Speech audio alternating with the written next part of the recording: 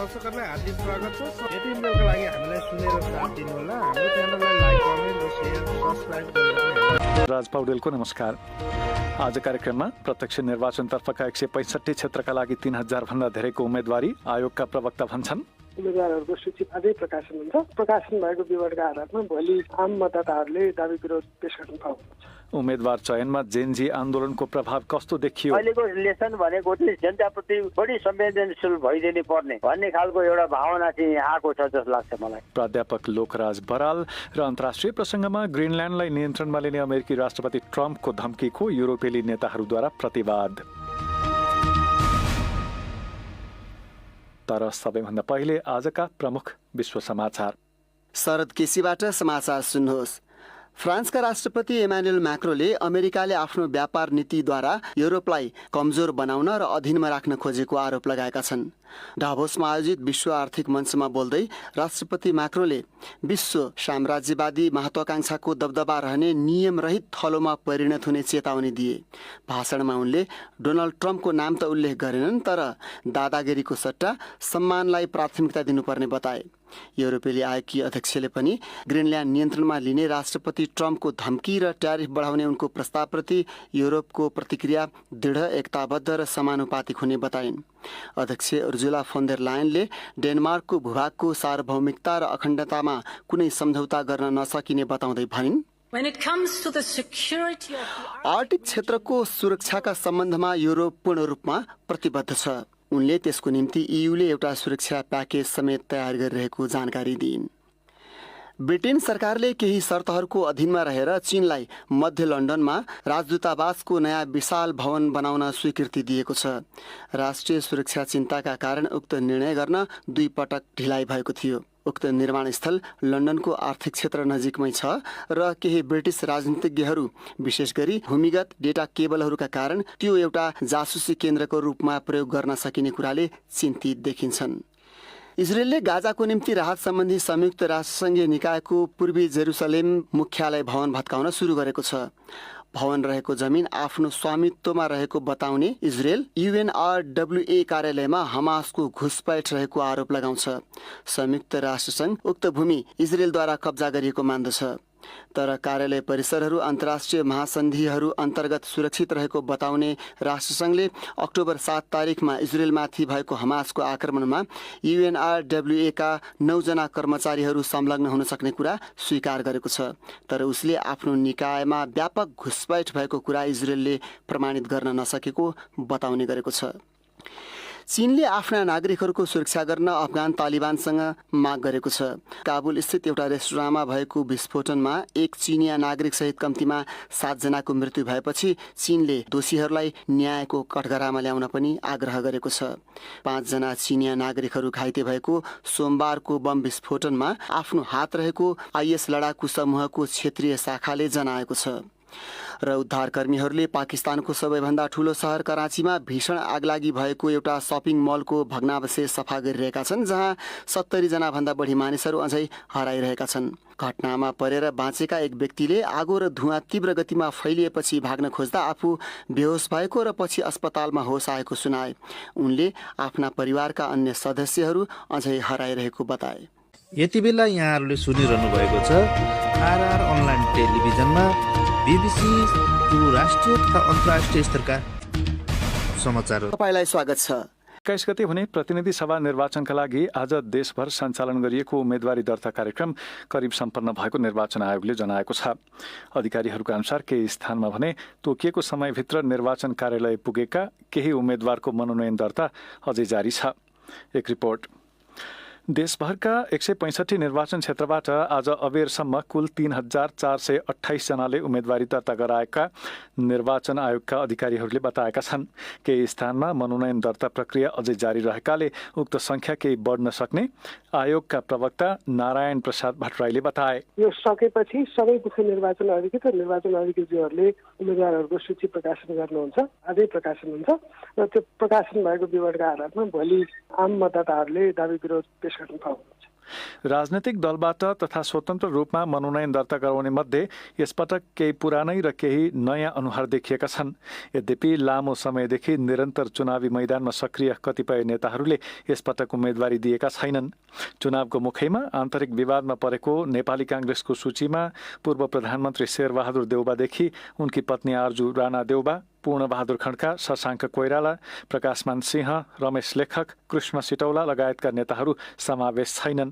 प्रवक्ता देवराज चालिसेले कांग्रेसले यसपटक 106 जना नयाँ उम्मेद्वार अघि सारेको र कसैसँग गठबन्धन पनि नगरेको बताए। आफ्नो सिद्धान्त, आफ्नो लक्ष्य र आफ्नो आदर्शको आधारमा चुनाव पूर्व गठबन्धन गर्दैनौ भन्ने जुन हाम्रो उद्घोष हो, त्यो उद्घोषलाई 165 क्षेत्रकै उम्मेदवारीको उपस्थितिले त्यसलाई पुष्टि गरेको छ। गत निर्वाचनमा काठमाडौँ 4बाट विजयी भएका नेपाली कांग्रेसका सभापति गगन थापाले यसपटक सर्लाही 4बाट उम्मेदवारी दिएका छन्। त्यस्तै पूर्व प्रधानमन्त्री तथा नेकपा एमालेका अध्यक्ष केपी ओलीले झापा 5बाट उम्मेदवारी दिँदा काठमाडौँ महानगरपालिकाको प्रमुखबाट राजीनामा दिएर राष्ट्रिय स्वतन्त्र पार्टीमा प्रवेश गरेका बालेन शाहले पनि सोही क्षेत्रबाट उम्मेदवारी दाखिला गराएका छन्। त्यस्तै राष्ट्रिय स्वतन्त्र पार्टी रासोपाका सभापति रवि लामिछानेले चितवन क्षेत्र नम्बर 2बाट उम्मेदवारी दिएका हाम्रा चितवन संवाददाता ईश्वर जोशीले जनाएका छन्। त्यस्तै नेपाली कम्युनिस्ट पार्टीका संयोजक पुष्पकमल दाहालले रुकुम पूर्वबाट उम्मेदवारी दिँदा प्रगतिशील लोकतान्त्रिक पार्टी प्रलोपाका संरक्षक जनार्दन शर्माले रुकुम पश्चिमबाट उम्मेदवारी दर्ता गराएका छन्।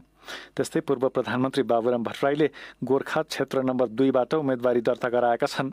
नेपाली कम्युनिस्ट पार्टीका नेता तथा पूर्व प्रधानमन्त्री झलनाथ खनालले भने यसपटक उम्मेदवारी दिएनन्। त्यसको कारणबारे उनले बीबीसीसँग भने, नवयुवाहरू अगाडि बढुन् भन्ने पनि हो। दोस्रो कुरा भनेको चाहिँ जुन ढङ्गले 24 गते हाम्रो परिवारमाथि हमला हो, त्यो हमलाले गर्दाखेरि मेरो त सबै कुराहरू ध्वस्त बनाइदिएको छ। यति ऋणमाको एउटा चाहिँ बनेको छु म, त्यति नै मलाई कहीँ वर्ष लाग्छ।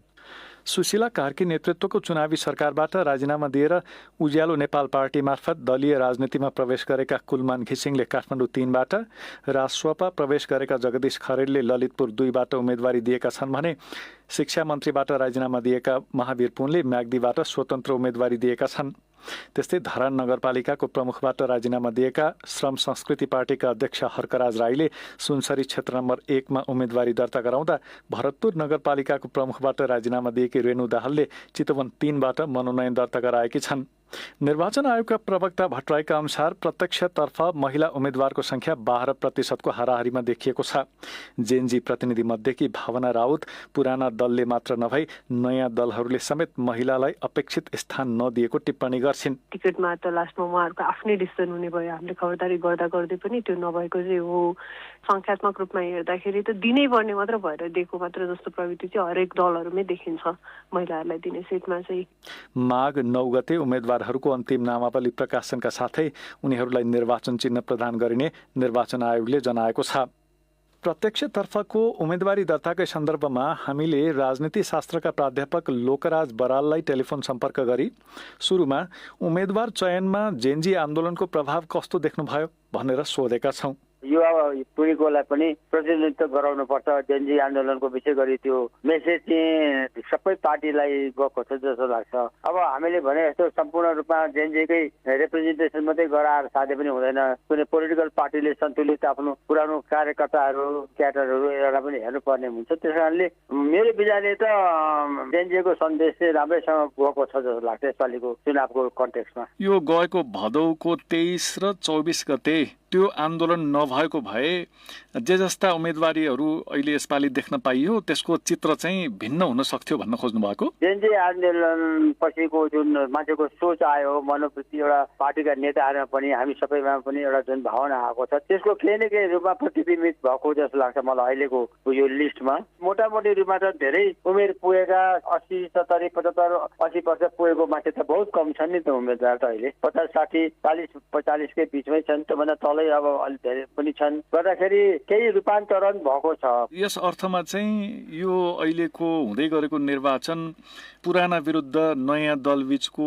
अथवा पुराना विरुद्ध नयाँ अनुहार बीचको प्रतिस्पर्धा जस्तो देखिन्छ कि यो प्रतिस्पर्धाका आयामलाई कसरी हेर्न सकिन्छ जस्तो लाग्छ यहाँलाई? अब पुराना भनेर पुराना पनि नयाँ हुन्छन्। जस्तो नेपाली कांग्रेसको एउटा पुरानो पार्टी भए पनि त्यसको नेताहरूको त्यसको कार्यशैलीहरूले गर्दाखेरि पुरानोपन अलिकति जगडिएर बसेको, परिवर्तनलाई अलिक आत्मसात गर्न नसकेको, रूपान्तरित हुन नसकेको भन्ने अर्थमा पुराना भन्ने हो। होइन भने त अब आइडियोलोजिकल हिजो सैद्धान्तिक रूपले हेर्दाखेरि त अब नेपाली कङ्ग्रेसको त सधैँ त्यसको त रिन्युअल हुने बित्तिकै त्यो त नयाँ भइहाल्छ नि। त्यो अहिले यसपालिको रूपान्तरण जुन भयो, यसपालि नेपाली कङ्ग्रेसभित्रकै पनि जुन अहिले परिवर्तन भयो, त्यो पार्टीलाई पुरानो मात्रै भनेर हुँदैन, किनभने पुरानोमा पनि नयाँपन आउन सक्नुपर्छ। नयाँ मात्रै भनेर पनि फेरि परिवर्तनकारी छन् भन्न पनि सकिँदैन। उनीहरूको कति एजेन्डा क्लियरै छैन, कति पार्टीको प्रश्न या भएका छैनन्, व्यक्तिगत रूपमा पार्टी खोलेका छन्। गर्दाखेरि त नयाँ भनेर नयाँ सबै राम्रै राम्रो भन्ने पनि होइन, पुराना भनेर परिवर्तित नभएको हुनाले हामीले पुरानाप्रति तृष्णा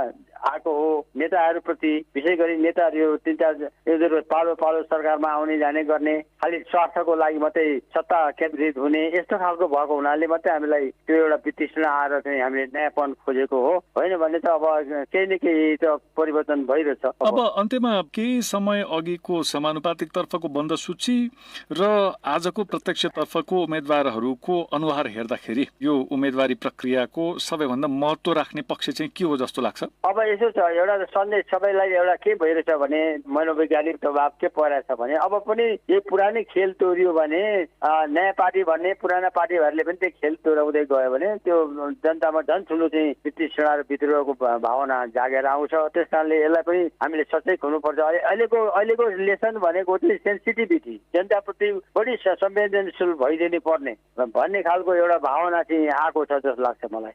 उनी थिए राजनीति शास्त्रका प्राध्यापक लोकराज बराल। हामी बीबीसी नेपाली सेवाबाट बोलिरहेका छौँ। बीबीसी नेपाली सेवाका सामग्री रेडियो, अनलाइन र सामाजिक सञ्जालमा पनि उपलब्ध छन्। मोबाइल फोन एप हाम्रो पात्रो मार्फत पनि तपाईँ बीबीसी नेपाली सेवाका अनलाइनका समाचार सामग्रीहरू हेर्न सक्नुहुन्छ। अब एउटा प्रसङ्ग संक्षेपमा। नेपाली कांग्रेसको सभापतिमा गगन थापालाई निर्वाचित गरेको विशेष महाधिवेशनलाई आधिकारिकता दिने निर्वाचन आयोगको निर्णयका विरुद्ध परेको रिट निवेदनमा सर्वोच्च अदालतले अन्तरिम आदेश दिएन। अदालतका प्रवक्ता अर्जुन कोइरालाका अनुसार न्यायाधीश सुनिल कुमार पोखरेलको एकल इजलासले प्रस्तुत रिट निवेदनमा जटिल एवं गम्भीर कानुनी तथा संवैधानिक प्रश्नहरू उठाइएको पाइँदा ती प्रश्नहरूको छिटो निरूपण हुन आवश्यक देखिँदा विपक्षीहरूको लिखित जवाफ परेको वा अवधि व्यतीत भएको मितिले 15 दिनभित्र अन्तिम सुनवाईका लागि अग्राधिकार प्रदान गरी नियमानुसार पेश गर्न भनेको छ। आयोगले गत शुक्रबार गरेको निर्णयलाई चुनौती दिँदै निवर्तमान सभापति शेरबहादुर देउबा र निवर्तमान कार्यवाहक सभापति पूर्णबहादुर खड्काले आइतबार निवेदन दर्ता गरेका थिए। अब एउटा अन्तर्राष्ट्रिय प्रसङ्ग।